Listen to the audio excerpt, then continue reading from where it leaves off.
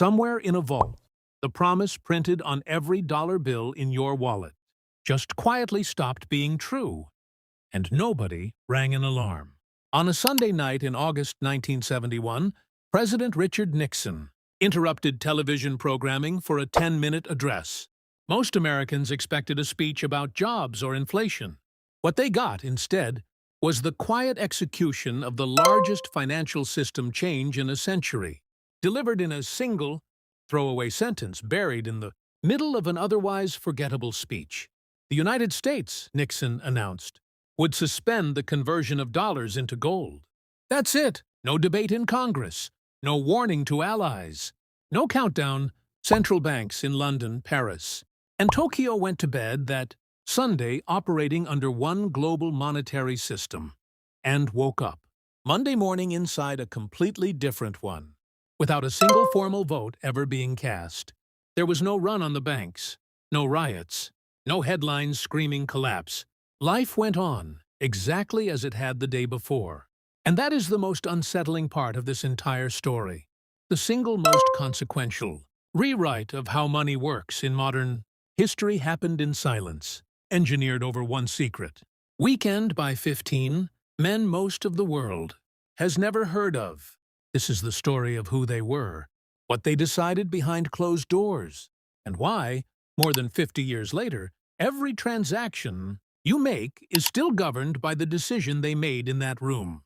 To understand what was destroyed that Sunday night, rewind to 1944, a hotel in Bretton Woods, New Hampshire, where representatives from 44 nations gathered to build the financial rules of the post-war world.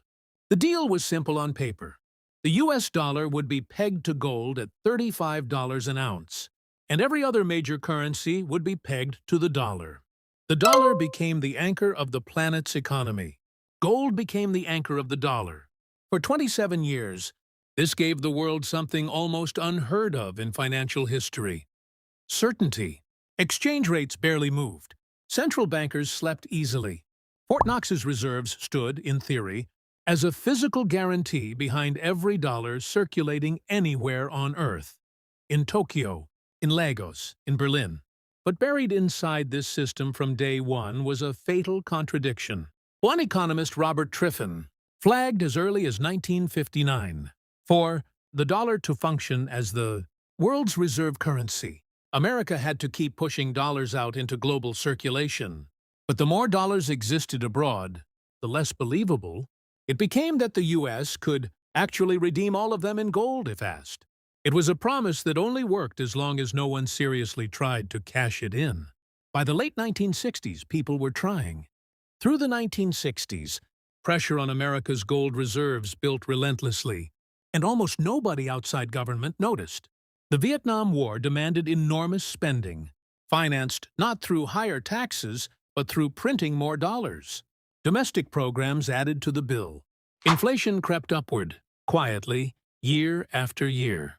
And foreign governments, watching the gap widen between the number of dollars flooding the globe and the amount of gold actually sitting in Fort Knox, began doing something the 1944 architects never fully planned for: demanding their gold back. France, under Charles de Gaulle, led the charge. De Gaulle publicly attacked what he called America's exorbitant privilege and, according to widely repeated accounts, sent a French warship to New York, specifically to physically retrieve French gold reserves. Other nations followed with quieter but equally persistent redemption requests. Between 1958 and 1971, U.S. gold reserves collapsed from roughly $20 billion. Så hade fortid redan toward, worth to a fraction of that figure, even as the number of dollars parked overseas kept climbing. By 1971, Treasury officials had done the math, and the number terrified them. If every dollar held abroad had been presented for redemption at once, America did not have remotely enough gold to honor its own currency. This wasn't a system under strain anymore. It was a system already broken, and everyone inside the room knew exactly how broken it was.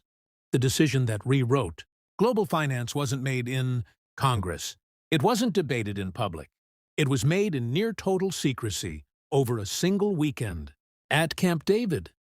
And what happened inside that room remains one of the most consequential closed-door meetings in economic history.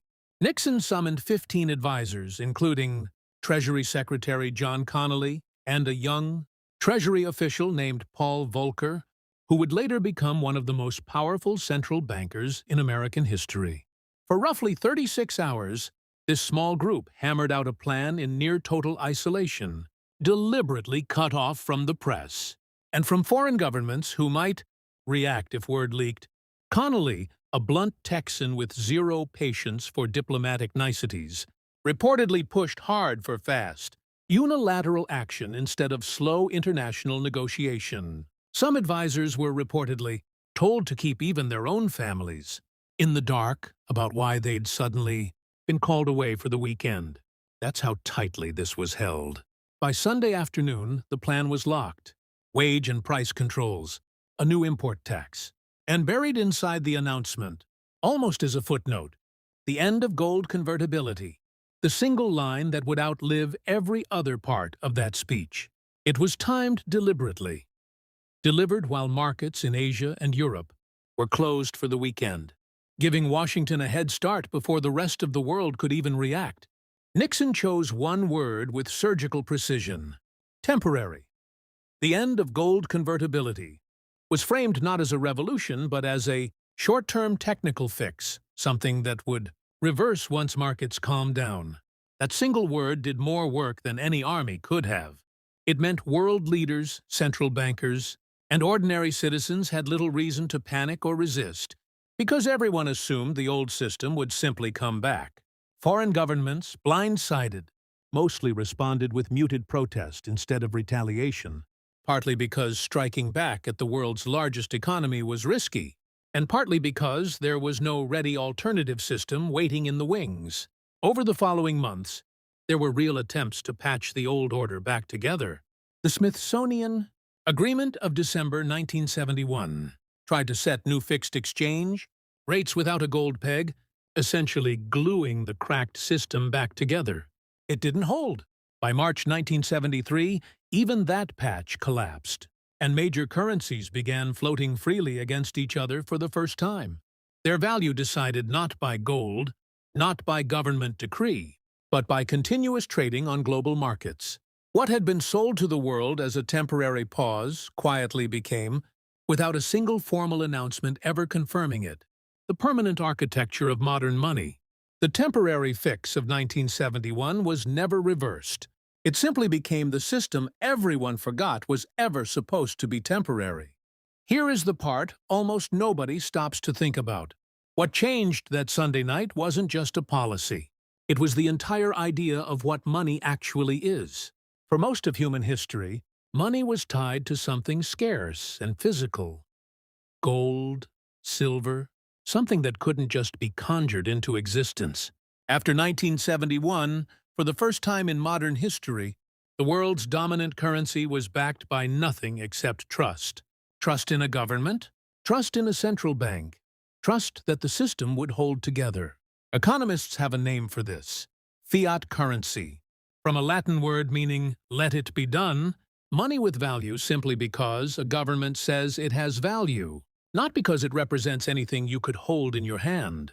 This handed central banks an almost unlimited new power: the ability to expand or shrink the money supply without the hard physical ceiling gold once forced on them. For policymakers fighting recessions, this felt like freedom. But it also removed a discipline that had restrained governments for centuries, a discipline that made runaway currency printing structurally difficult, almost impossible. Money stopped being a claim on something scarce locked in a vault somewhere. It became, in every practical sense, a shared belief, continuously renegotiated, endlessly debated, and only ever as strong as the public's willingness to keep believing in it. The bill for that Sunday night didn't arrive immediately, but it arrived fast, and it arrived brutal. Freed from the constraint of gold, the money supply expanded sharply through the 1970s, and inflation, already climbing before, 1971 exploded into a full-blown crisis. Combined with the oil shocks later in the decade, the U.S. and much of the world were dragged into stagflation, the strange, painful combination of high inflation and stagnant growth that traditional economics couldn't fully explain, let alone fix. It took until the early 1980s, under Federal Reserve Chairman Paul Volcker, the same man who'd sat quietly in that camp, David meeting a decade earlier, for interest rates to be slammed high, enough to finally choke off runaway inflation, at the cost of a brutal recession that put millions out of work. But the deeper consequence wasn't temporary pain, it was permanent structural change. Freed from the gold anchor, the modern era of exploding public and private debt kicked into gear. Nations could sustain far larger deficits than ever before. Financial markets grew more complex, more leveraged, more tangled together across borders. The floating currency system that emerged from that Camp David weekend enabled the explosive growth of global trade and finance that defines the world economy today. But it also removed a natural brake on debt that, 5 decades later, still hasn't been replaced with anything as effective. More than 50 years later, every dollar, euro, yen, and pound on Earth still runs on the system born in that one secret weekend in 1971, a Tybee system with no physical anchor, held together entirely by institutional credibility and collective trust. Nothing more. Every argument about central bank independence, every debate over quantitative easing, every headline about Bitcoin being marketed as digital gold, all of it traces back to this single, quiet unilateral decision made by 15 men in a cabin who never asked anyone's permission. They didn't hold a public vote. They didn't wait for international agreement. They acted fast, called it temporary, and let history do the rest of the work, turning it permanent. This is, in many ways, the defining pattern of financial power at the highest levels. The most consequential shifts in how money works are almost never announced with fanfare. They arrive quietly on a forgettable Sunday evening, wrapped in careful, boring language. And by the time the world fully understands what changed, the new system has already become the only one anyone remembers living under. So the next time someone tells you money is simple, neutral, apolitical, remember August 15th, 1971. Remember that the rules were rewritten in one weekend by 15 people in one room, and almost nobody on Earth noticed until it was already permanent.